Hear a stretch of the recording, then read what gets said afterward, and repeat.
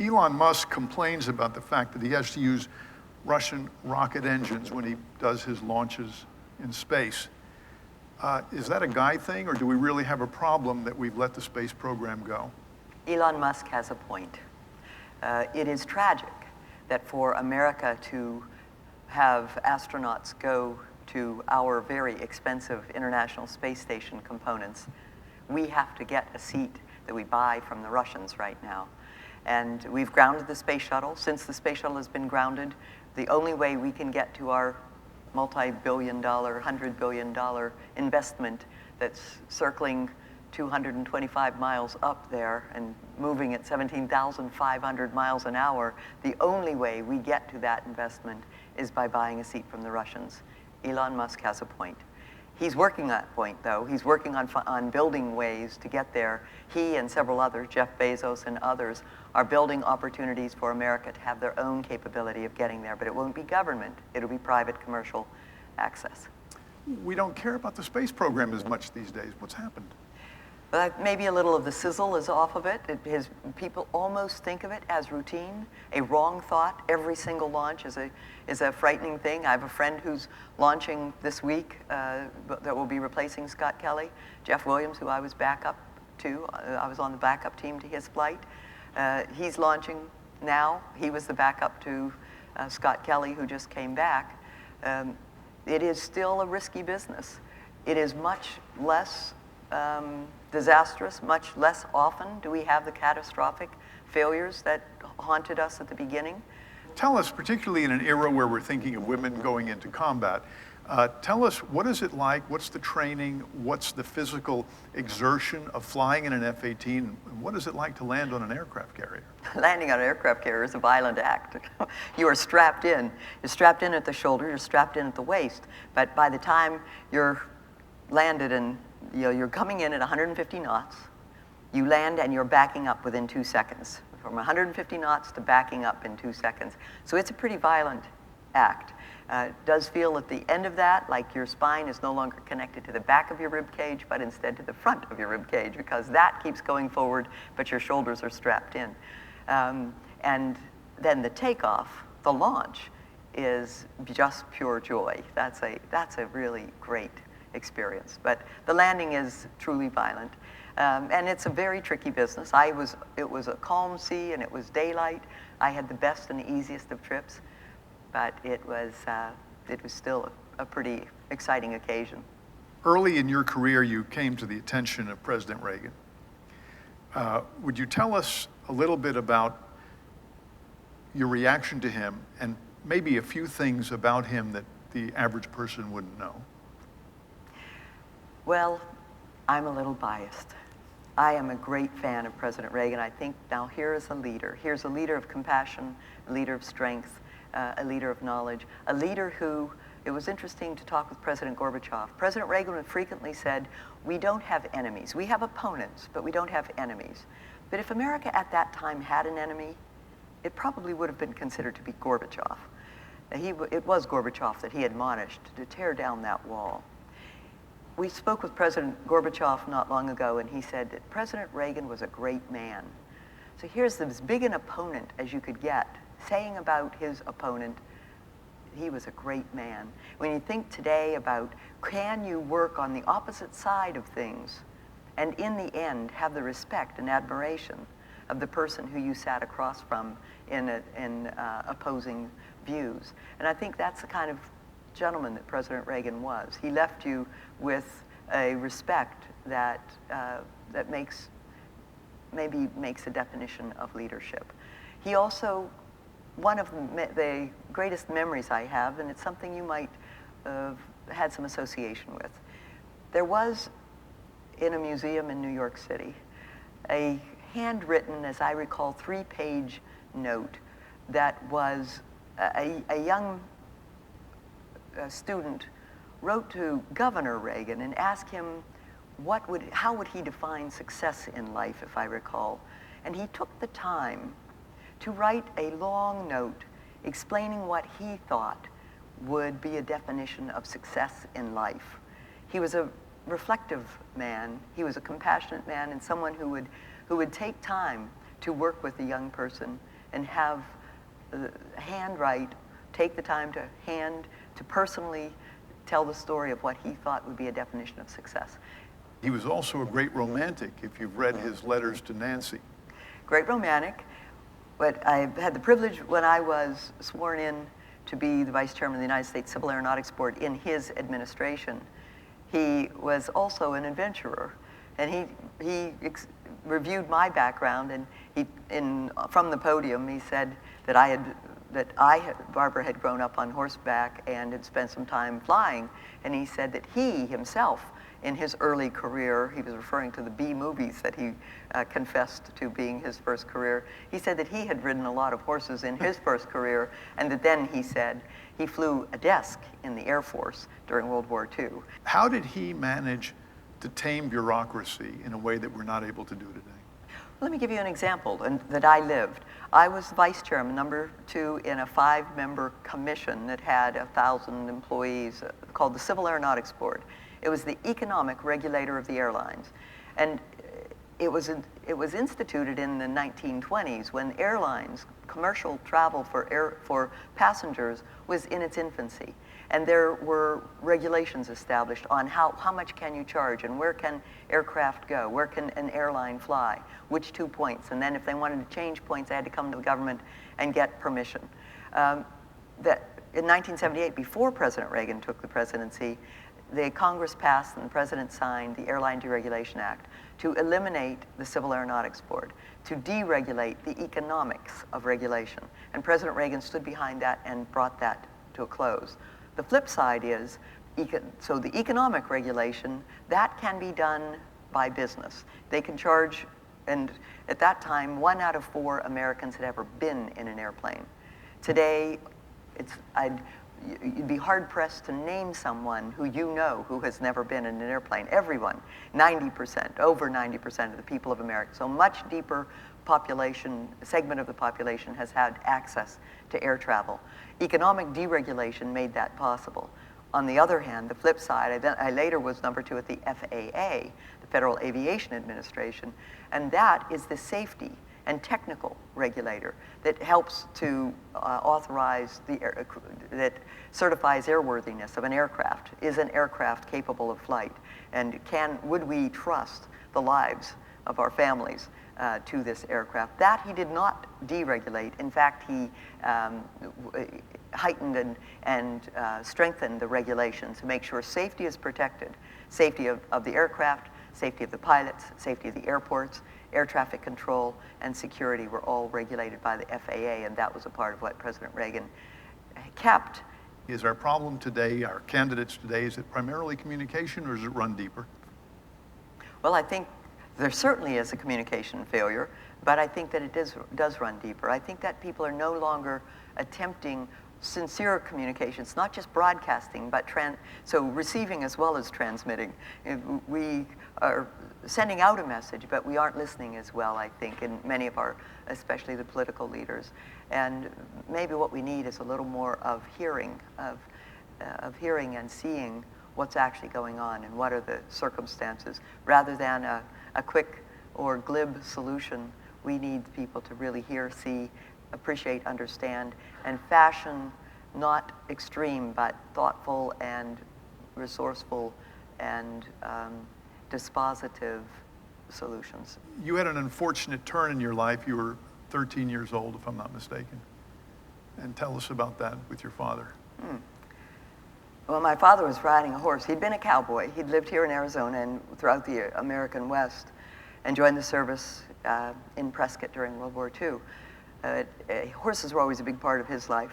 And so he was riding with a group of college students, 14 college students, when they were galloping, and he held up his hand, which was the signal for everybody to slow down. And then he leaned over to fix his boot, they thought. But he, in fact, had had a heart attack and was dead. What happened to your family? And in those days, there wasn't a huge safety net. No. And I gather you had to pick up, at 13, the role of the provider.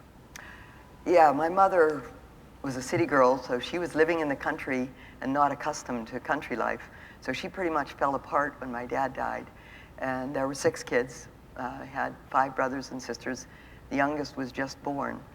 But living on a farm or on a ranch, you learn how to do things. So I knew how to drive a car, milk a cow, or shoe a horse, whatever needed to be done. So I ended up being the breadwinner for 6 kids and my mother when I was 13. Not by choice, but sometimes you don't get to choose. I found lately that you can offend everybody with this election. You could be for Trump, against Trump, for Bernie Sanders, against Bernie Sanders. I'm just picking some easy coin tosses, and you can offend everyone. What is it, first, what is it that America is saying? You are a gubernatorial candidate. You can read people. What is America saying? Well, I was not a successful gubernatorial candidate, so maybe I'm not so good at reading people. but I think right now, a lot of us are looking for how do we build a success scenario? What is it we should be hoping for as an outcome in this election? And at the moment, I'm really stuck to know what we really want to have happen. Which of the options that we are presented with at this point are we really excited about? Do you buy the narrative that people are angry? I am concerned that we aren't teaching civics in schools in many cases. Therefore, we don't have a good understanding. And I think there's a cynicism and a lack of respect for office holders. And therefore, we are capable of electing as a governor Jesse the Body Ventura or Al Franken, some people who bring joviality, but maybe not much seriousness to the job. And so I'm worried that we're not taking these jobs seriously, but they are deadly serious. They are deadly. Today we are hearing that North Korea is preparing for a nuclear strike. I mean, these are dangerous times, and I think we need to be taking our leadership more seriously. You've seen us grow more isolationist under the Obama administration. I think that would be a fair statement, no matter what your political views are. Do you see us continuing in that direction? Yeah, I think that I think more protective of our borders. I think there's an increasing need for that, recognizing what's happening in Europe and the challenge that Europe is going through as refugees come in. Syrian refugees are most frequently mentioned, but refugees from all over, and they're making decisions about what to do within Europe, and I think that we will be seeing the same sort of challenge to decide what do you do. How do you, with humanity, take care of people, but how do you at the same time protect a nation or even define a nation? And I think it's a very big challenge. If foreign policy were more important, we would be emphasizing different candidates, would we not? It's hard for me to understand how this crop of candidates is where we are right now. Foreign policy, to me, is one of the most important things that any administration will face. If it's the world against us, we lose. We must make friends around the world. We must be interactive on a global scale. We are the world's biggest exporter. We are dependent upon export markets. We are dependent upon, in this connected world, we are dependent upon the talents of people around the world. And we are looked to provide some leadership in how to make that work. We're seeing an increased balkanization. We're seeing isolationism in trade. Those things are going to increase the cost of our products. It's going to make what we as consumers have access to vastly more limited and more expensive. We're changing the dynamics. Of course, we've just seen a complete swing in gas and oil. As an isolated nation, yes, we're big and yes, we're powerful, but if it's the world against us, we lose. So we need to be interactive. We need to have friends around the world. We need to have respect of global partners, and that's not, we're losing a lot of that right now. For these wonderful Barrett and Cronkite students that are here today, what are they going to be looking at in the next 10 years if we continue on this path? I think we really need to take it very seriously. I just did this earlier this year, a trip around the world, but a couple of key stops were to take a look at some of the key geopolitical hotspots around this world, like the South China Sea, the Straits of Hormuz, through which oil and gas must travel, the Straits of Malacca, the access to the Suez Canal. We think about the Panama Canal as another of the geopolitical hotspots. There are a half dozen to a dozen places in this world where if they are blockaded, if they are blocked, or if we don't have access, or if they're dangerous, it changes all of the economic dynamics of our morning breakfast, of our morning commute, how much we spend for gas. Everything changes on any one of those half dozen to a dozen hotspots.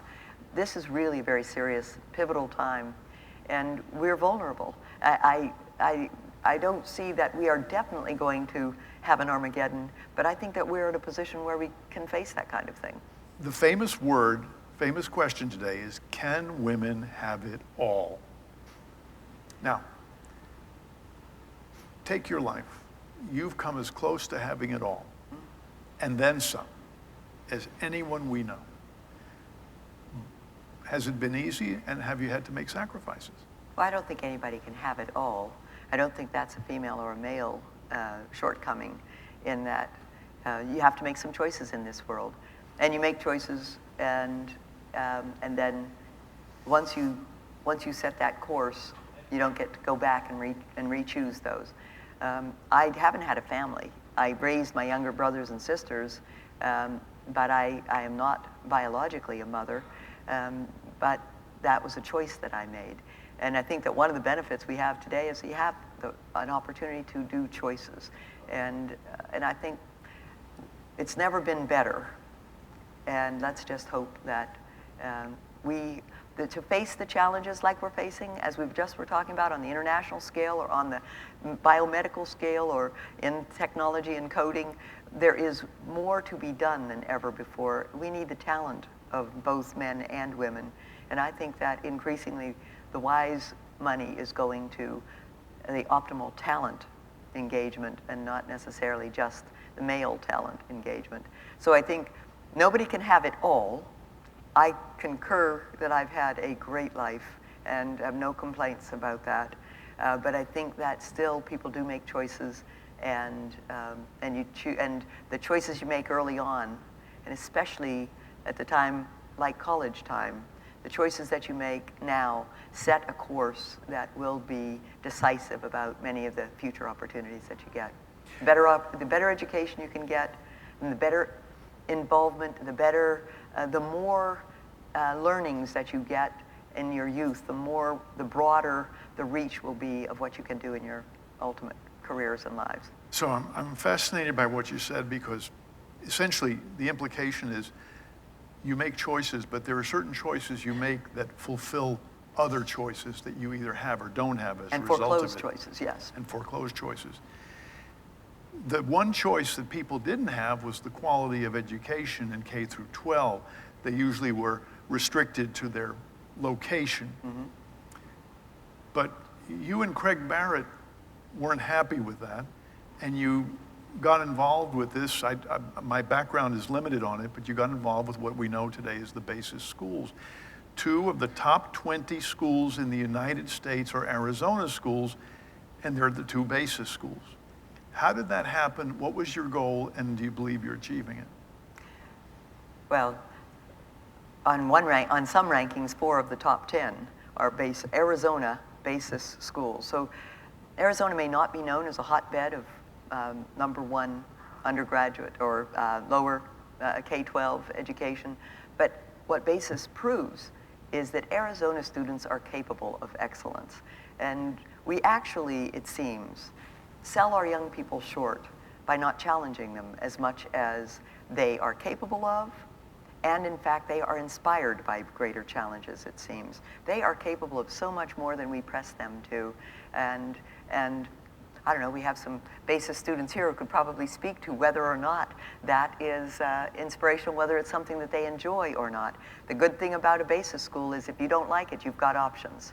The way it used to be was you had your public school, that was your only option, or if you had the right resources to do it, there might be private or parochial schools that you could attend. But today there are options. Basis school is one of them. Basis school is a challenging curriculum, but students, there is a long waiting list to get into basis schools. And the real thing that it proves is that wonderful students and engaged parents and fabulous teachers can produce results that are, for Arizona, Arizona students are able to achieve top in the world, not even just top in the US, but top in the world through basis.